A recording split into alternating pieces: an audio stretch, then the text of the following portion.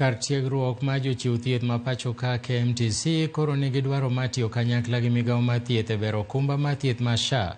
Laktar Kelly Oluoch ma en jata tije maduong' ka tiegruok ma jochiw thieth go e pacho ka oyango ni gitiyo matek mar siro chenro mag sirikal kokalo kuom nonro ma gitimo e kuonde tiegruok go. Oluoch mane wuoyo e kinde manotimo limbe ka tiegruok ma jochiw thieth mayudore e boma ma Bondo oyango ni gisechako tiego jopuonjre weche motudore kod okumba mar thieth, gino ma koro biro konyo e tieko midhiero mokwako okumba manyien mar thieth mar SHA.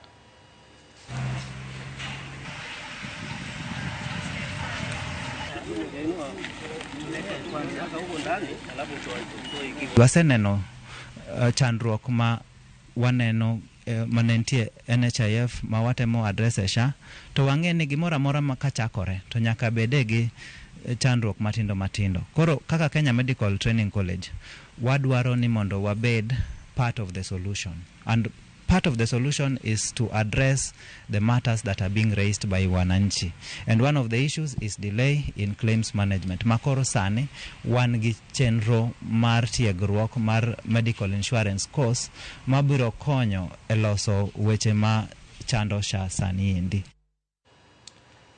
Kawadhi nyime en